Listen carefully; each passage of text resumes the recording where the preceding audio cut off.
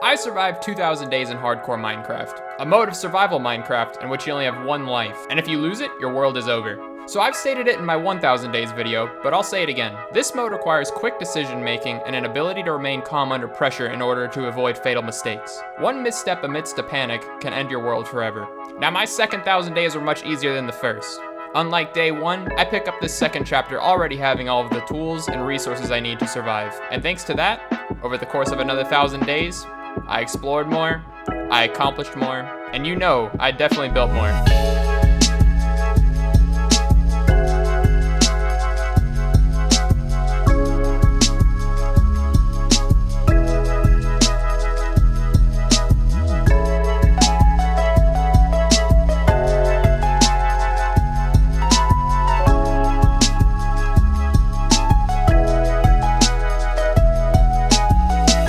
In this video, I'm going to take you through my experience from day 1000 to 2000. During this period in my hardcore world, I primarily focus on one major build project, but there's still a lot more gameplay to cover. If you enjoy the video and want to see everything more in depth, or if you want to follow along and see what I do next, be sure to subscribe so you can catch my future episodes. Alright, so if I'm going to cover my grind to day 2000, I suppose the best thing to do right now is go back to where I left off on day 1000. Boom, right where we need to be, in the base. Day 1000 came around, and that was like the deadline that I set for myself on my base. But I won't really talk much about the base here until much later in the video when we've made some changes to it, because I already have the 1000 day video where I've covered all of this. But there were some things that happened along the way that definitely influenced my direction after finishing this. On my way to hitting day 1000, I actually used 2 totems of undying, and I'm lucky that I had them because the way that I obtained them is actually with an accidental raid. A raid? And in a raid in hardcore, there's 5 evokers. So I killed 5 evokers, but I let 2 of the totems despawn. I came out of that raid with 3 totems, and I used 2 of them before hitting day 1000, which means that on day 1000, I was down to the last one that I had. And so I knew that the first thing that I wanted to do after finishing the base was making my raid farm. And since I knew that's what I wanted to do for a good amount of time before actually building it, I had a lot of time to plan. Here it is. The raid farm, the thing that I needed most upon hitting day 1000. Now, I'd be lying if I said I wasn't a little upset that I have to start a world tour with this, but it's the first thing that I did. It's what I needed at the time, and I needed it fast, so I built it quick. That's why it looks the way it does, but you know, it works really well. Now, going into this, I had built raid farms before, but never in hardcore where safety is my top priority. I tried to build my farm in a way that would address anything that could possibly go wrong in a raid. The strategies I used were letting the pillagers die to fall damage, because you still get the totems that way, making the build completely above ground in order to have an easy escape, using minecarts to catch the vexes if they were able to be released, and using a magma block to kill the pillagers if I had to leave for any reason during the raid. I really just tried to cover as many bases as possible, and in the end, I got exactly what I wanted. That's 3 totems for me. That's 4 totems for me. The problem with the design is letting the pillagers die to fall damage wasn't giving me all the loot or even the raid victory. So I added a module that allows me to switch between killing pillagers manually or with fall damage. But that will come in handy later. So now that I was stacked with totems, what did I want to do after that? Well, I had expressed before hitting day 1000 that I had already known what my next project would be. I knew I wanted my next major build to be in the end. And the reason for that is that the end, as a long-term player, is one of the most common places you'll find yourself. Because the easiest way to obtain all of your XP that you need to heal all of your mending tools is with an Enderman farm. Unless you have one of those entity cramming gold farms. I'm pretty sure you get XP out of those. I'm actually not too familiar with those, and I'm not messing with entity cramming in hardcore. That's not what I'm about. Enderman farm's the way to go for me. But before working on the end project, I knew the first step that I had to complete was fighting the Ender Dragon 20 times. And I had already beat it once before day 1000, so I just needed to fight it 19 more times. And the reason for that is you can get 20 gateway portals around your end island. And it's not like I ever needed those. You know, with an elytra, I could just fly all around the end realm. But I knew after building an end project on the main island, there's no way that I'd ever respawn the dragon there. Having a ring of portals can be a nice addition to a project. So I headed to the Nether, I killed all of my gas to get their tears, all of the blaze to get the blaze powder, and then I just hit the Enderman farm to get my ender pearls so that I could craft all my eyes of ender, gas tears, get some glass, and make a ton of end crystals to take to the end island. And once I was there and ready to go, I respawned the Ender Dragon for my first time ever. The fight started off a little bit clunky. I didn't really know what I was doing fighting it with an elytra. I'd never done that before. But as time went on, I got better and better. I started landing more and more of my shots on the end crystals. And by the end, I was having dragon fights that only lasted about 5 minutes. That was under 5 minutes. That was a 5-minute fight. If you have not respawned an Ender Dragon with an Elytra, I highly recommend it. It is one of the most fun things you can do in the game. Flying around to shoot all the crystals is just such a fun challenge in of itself. And at the end of it, I was a little bit sad. I was a little bit sad to be done fighting the dragons. But I knew to start the project, it had to be done. But still, before I actually started building the project, and really because I wasn't quite sure of what I wanted to build first, I wanted to take care of some other things beforehand. And one of those things has been at the top of my to-do list for such a long time was just simply finding a Mooshroom Island. I'm sure some of you out there have found those so easily and you've seen so many of them, but for me, at the time of finishing those dragon fights, I had actually played 30 days worth of Minecraft, not in this world, in total, and I had never seen a Mooshroom Island. So I dedicated an entire week just to searching for a Mooshroom Island. And so that's what I did. I just decided one day I'm going to take off and I'm going to sit here until I find a Mooshroom Island. And that was also a really fun week of gameplay for me. I've said time and time again that one of my favorite things to do in the game is simply just exploring the world generation. There's so many cool things to see in this game. I mean, it's countless. There's no shortage of things to experience here. I found all types of cool things that episode. I found awesome villages. I found a couple of mesa biomes. I found those surface level mine shafts that spawn within the mesa biomes, and I explored those looking for enchanted golden apples. Almost got blown up by a creeper on there. Already here. Oh! I don't know how. I made sure to go into the mine shaft with my chest plate on, but still, I don't know how the creeper did so little damage to me, but I definitely was not complaining about it. I mean, like, look at this. I'm flying around doing this commentary. I mean, look at the types of things that you can see, minus the creepers, just walking around, flying around in the world. I mean, this is such a cool cave. At the end of the episode, after hunting for, I think it only took me about 2 hours, I finally found my first Mooshroom Island ever. Yes! Oh my god! Oh my god, I've never seen this. At the time, that was the most excited I've probably been in this world. I don't think there's anything I've ever done in a video game that took me so long to achieve. 720 hours. And I've spent a lot of that time searching and came up every time with no Mooshroom Island and finally found one. It's really funny to go back to the clip of me finding that Mooshroom Island because, like I say, that was the most exciting thing that I've had happen in this world at the time. But now, since then, I've actually found 2 more Mooshroom Islands, and my most recent one found on stream, and it's almost like I didn't even care. This is the 3rd island, I'm pretty sure. Did we actually just find a 3rd Mooshroom Island? But I guess that's just the way the game goes. But still, that was a great week for me. And so once I had that done, there was one last thing that I had on my list that I wanted to get done before officially starting the episodes on my end project. And that was fighting a Woodland Mansion. Way earlier in the series, I'm pretty sure this was also back in episode 11. As I was searching for a Mooshroom Island my first time, I actually came across a Woodland Mansion. And I did not want to mess with it at the time. I definitely had full intentions to finish my base before taking on any challenges like that. And so I left it alone for the time, but knowing in the back of my head that I had that in my world and I knew where it was, I knew that I had to take it on before moving on with another mega project. And since I had known about this for so long, I actually took a lot of time to plan out how I'm gonna do this. Hey, man, I really got a creeper.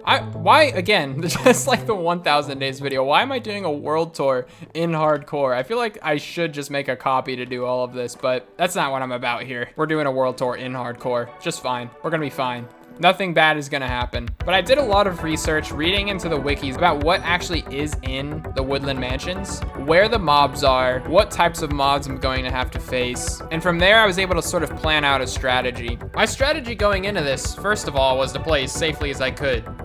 Duh.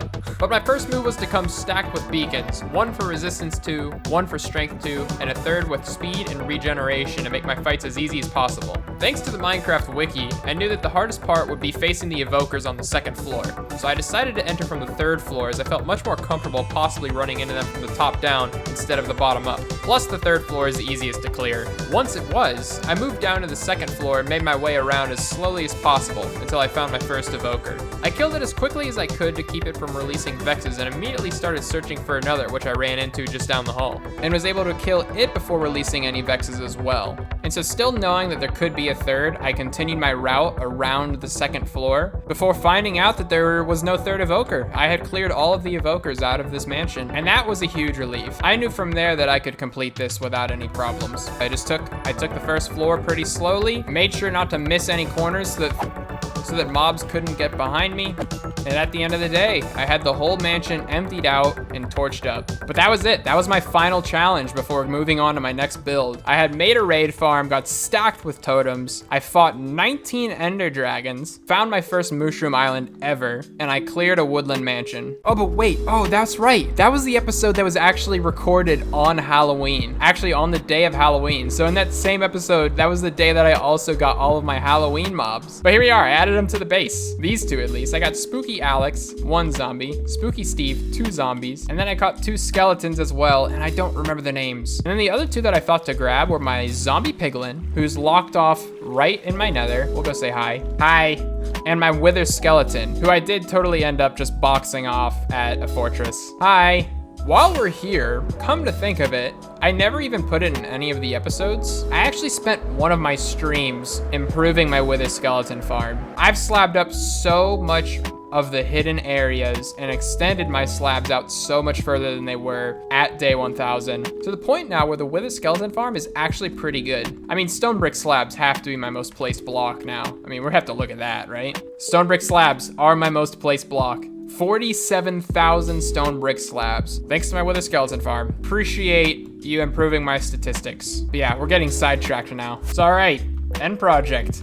We're ready to talk about it now, right? And there's really no slowly revealing this. Actually, I guess there is a way to kind of slowly reveal it, because I made a map for it at my spawn. So like I said, I wanted to do an end project for my second 1000 days. And that's because the most common thing that I do in my episodes, the most common recurring event that takes place is me visiting my Enderman farm. And so I wanted to think of a way to use this main end island as both my Enderman farm as well as building an actual structured wither kill chamber. So let's go talk about how that turned out, I guess. So here it is, both the wither kill chamber here where the end portal is, and the Enderman farm way up in the sky. And the reason for that is to keep Enderman from teleporting and also to keep your spawn rates pretty high. You either need to have a large perimeter spawn proofed, ready to go, so that your Enderman only spawn at your spawn platform. My thought process instead was to build my Enderman farm way up in the sky to where Enderman would not spawn down on the main end island and they would only spawn on my spawn platform. And the spawn rates are actually pretty high. The problem with it is, I don't know if you just caught it, Endermen teleport a lot further than the wiki says they do. That's a lot more than 32 blocks away. Endermen are able to teleport onto buttons, but then again, this ring here is over 32 blocks away, yet they are still able to teleport onto it. And then you already saw, I mean, way down onto the pillars, they're able to teleport. And I'll be honest, I just sort of gave up on this Enderman farm. Don't let this spawn rate right here fool you. This is not a good Enderman farm. So that's the 2 main functions that I wanted to have in this build. So how about we talk about the design of the whole island itself? The first decision that I made in this project was I knew that I wanted to have the wither kill chamber totally open, a whole large radius of open area around it. But the problem with that is that the end portal always spawns on the ground plane of the end island. So to do that, I knew that I needed to dig out a giant portion of the island to make that possible. And I actually approached it trying to mine it out all by hand, but mining endstone, even with haste 2, takes monstrous amounts of time. So I decided from there to look into building my first ever TNT duper. I started out by drawing out this circle that I knew I wanted to empty out, and then building all of the return stations. And I only had enough redstone components to make 1 TNT duper. And so I'd have to build it and run it and then move it and repeat that process over and over and over again. And at the end of the day, it was such a messy process that I actually had to mine a ton out by hand anyway. It was pretty intimidating going into this build when the first step turned out to be the most grindy. But with the end result of this pit around the wither kill chamber, I couldn't be happier. Once I had it all dug out, I added did all of the decorations, and the effect that it gives with all the black concrete at the bottom, I absolutely love. It's almost as if it was floating here in the void. Coming down to the bottom of this makes it look so much bigger. Oh my gosh, this thing looks massive. So once I had all of this dug out, I was ready to build my wither kill chamber. The problem that I had to address first though, that I didn't think of until after I made this giant pit, was how I would actually access the wither kill chamber. I wanted to be able to access it on foot. So I needed to figure out how I'm gonna connect the island that I would be able to walk on to the actual chamber. And so what I opted for were these tunnels here. I carved out these tunnels on all 4 sides to access the wither kill chamber, and I decorated them up. I really just started out by wrapping the material of this pit into the tunnel and then adding a few extra bits, and it almost gave it like this sci-fi vibe that sort of influenced the rest of the design for this. Around the same time was also when I knew I needed to have a ring to connect to all of the gateway portals around the main island. And so I started building it. It's really just, I mean, it's a circle. It's a 96 block radius circle around the center of the island that connects all of the gateway portals. And as I was building it, I realized that I needed to figure out how to connect this ring to the tunnels. And so I opted for adding these water elevators. That way I could, within seconds, go from the ring into these tunnels. I could run in here to kill my withers, take a water elevator up, and right here, I'm at the exit portal. Make it as quick and efficient as possible. Another step that I worked toward around the same time as well was decorating all of these obsidian towers. And I knew I didn't want to get rid of these. I feel like my design approach to any major project is to be the least invasive as possible. So I wanted to maintain all of these towers around the portal, but I knew that I needed to decorate them in some way. And so having this whole sci-fi look going on that I didn't actually imagine it to be so sci-fi styled, but after finishing it, having it start to look that way, I knew I needed to continue the towers with that same style. And so adding these white concrete sleeves with the shroom lights to attach them, that was when I started to see that this was going to be a crazy build for me. The first time I looked at this with shaders on, I was blown away. And I didn't even mention the beacons. I put all of the beacons up at the top. I knew I wanted that all to shine purple because of the pit down at the bottom as well. And so from there, the last like predetermined step that I knew I needed was to plant all of this forest around the pit. I had always imagined this giant pit with a forest running right up to the edge of it. And so I had the idea, why not just plant a nether forest here? The only problem with that was that I did not have the material to do it at all. And so rather than running around to the nether to try to get all of the fungi to grow these myself, I decided I might as well add a nether tree farm to my base. Well, actually not my base, I built it outside of the base. So we gotta take a break from the end and go back to the overworld. There she is. The first thing that I built outside in the overworld in ages, because my entire base is underground. So I had not actually built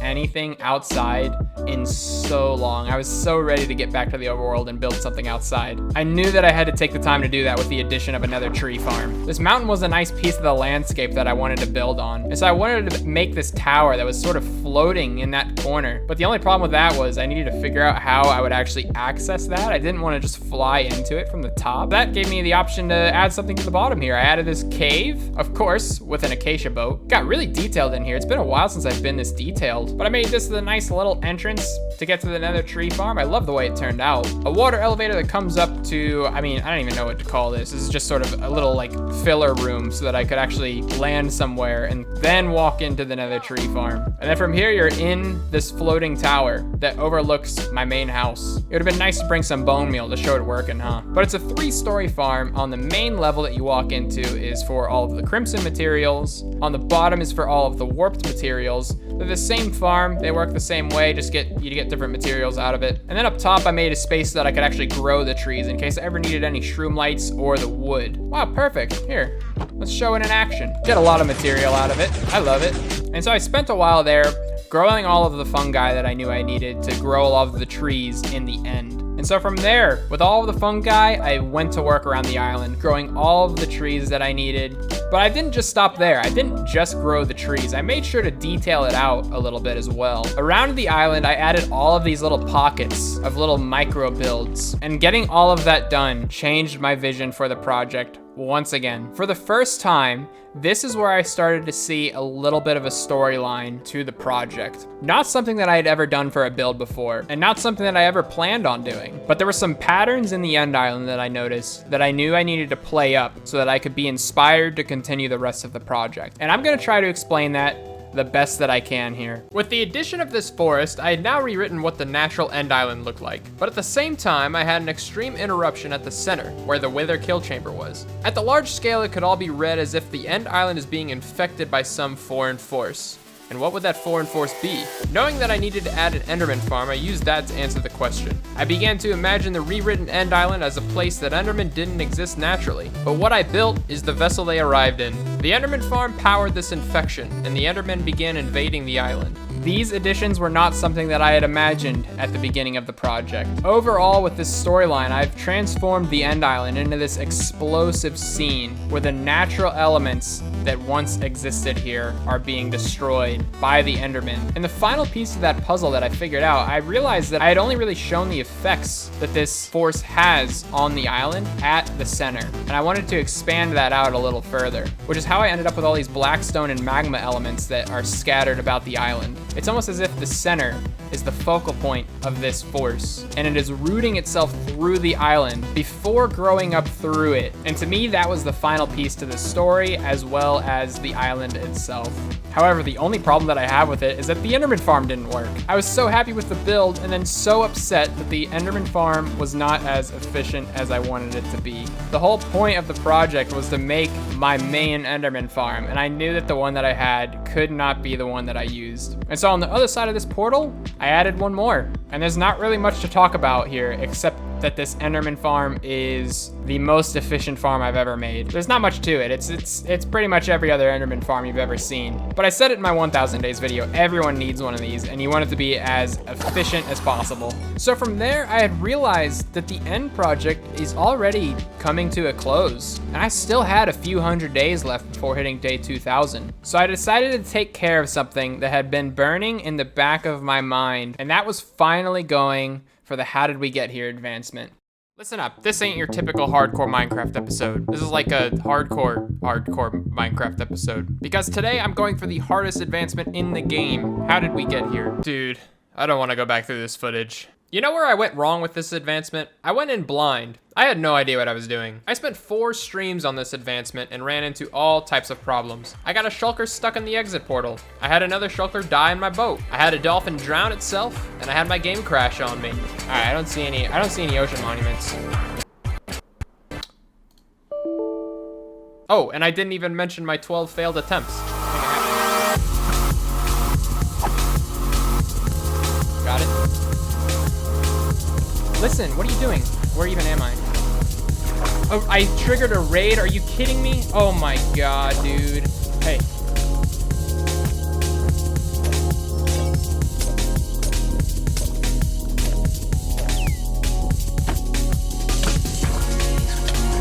Oh, I didn't eat. Duh, I'm an idiot. No! Why couldn't I eat the stew?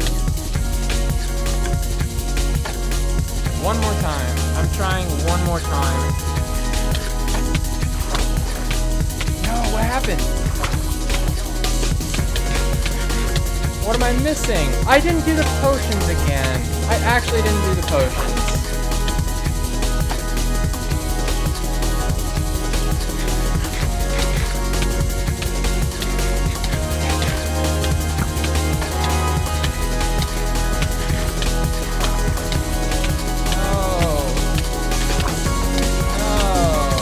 Pick up Wither, so now I have everything except dolphin trees. I forgot to eat the apple. I literally choked and forgot to eat the apple. I forgot to eat the apple. Oh, y'all, I don't think it's possible. I don't think I'm gonna be able to pull this off. Okay, this is my last attempt for the week. The last attempt for the night, for the week, forever.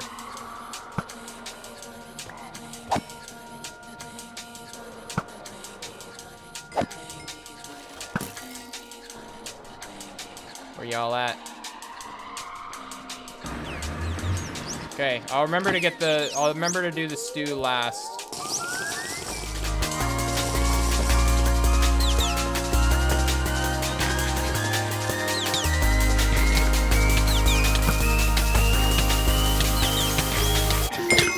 Yeah, dude, that's what I'm talking about. Oh my god, I'm so over this. I'm so over this. I'm done. I'm done. I'm leaving. Oh, I'm so done with this, dude. It was just a stupid freaking stew. The stew is the worst thing. Oh, why did nobody say that? Why have I never heard that? Oh man, I'm so over that.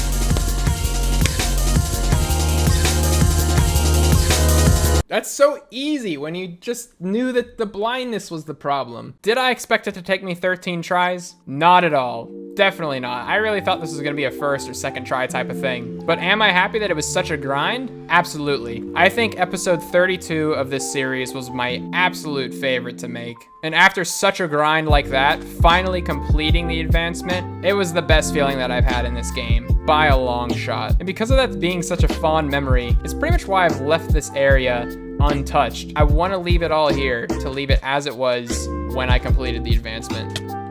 Ow. And so once I had that done, I knew I could complete the rest of the advancements. The hardest one I had to go for still was just Arbalistic. And as I found out on stream, it was way easier than I thought it'd be.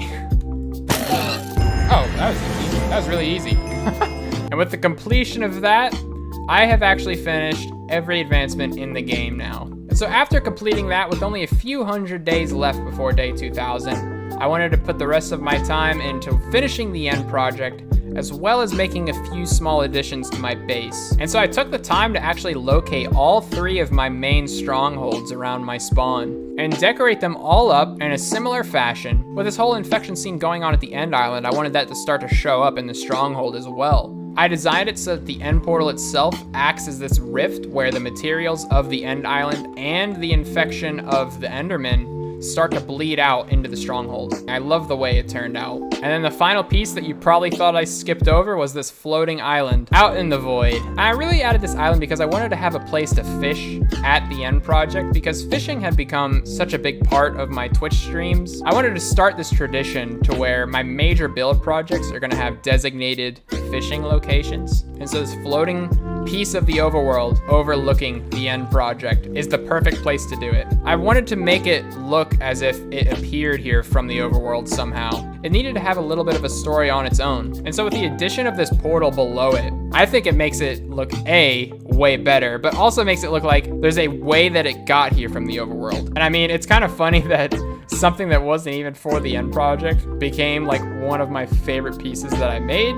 But hey, that's just the way the cookie crumbles. Down below here, since I said this is where I was gonna do all of my fishing on the Twitch streams, I made sure to add a spot to store all of those items, because I don't really need all the stuff that I fish, you know, all of this junk. So I just threw a couple of chests down here. I thought it'd be kind of cool to just have something underground on this floating island. And with that, that was the end of the end project. That was the end of my major build for day 2000. But that wasn't all that I wanted to accomplish. I wanted to at least allocate 1 week before hitting day 2000 towards completing the base a little bit more than it already was. There really isn't much to talk about. Most of these builds are talked about in my day 1000 video, but I really just came back to touch up on things like my wheat farm, my living quarters of the base, the entrance where I have all my pets, Moongo from my first ever Mooshroom Island, Coco, who I actually found way earlier than Switchback Puppo, but lost, and then came across her in the middle of the woods one day. So excited, managed to get her all the way back home. And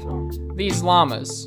I didn't kill the Wandering Trader. I am the Wandering Trader. I am not gonna kill one of my own brothers, but one of the Wandering Traders died, and I felt bad for these llamas, so I tamed them. I thought they would despawn, so I haven't named them. I don't know how they're still here, but I'm gonna need to pick out some names for them, but that's fine. But yeah, entrance to the base that I didn't have before. I added this path to connect the entrance to my original house. I really just wanted to have a reason to touch up on the landscape here, because living in the savannah is not the best decision I've ever made. I also, within the last 1000 days, took down my original iron farm and replaced it with this new and improved iron farm that looks a lot better and also works a lot better. You wanna know something crazy about it though? Look what happened in here. I have never seen this happen. I can only assume that lightning must have struck my iron farm and turned all of the villagers that were in here into witches. I'm glad it didn't happen to both. I'm glad I at least have iron coming from somewhere, but this happened a couple 100 days ago and I still haven't fixed it. One major upgrade that I made to the base over the last 1,000 days was the addition of this end porter. One of the biggest problems that I created for myself was placing my bed, my living quarters, so far away from my main storage room. Two places that you run back and forth to a lot. And I made them pretty much as far away from each other as I could have. And so I got the idea from Etho's lab to make this ender porter so that I could connect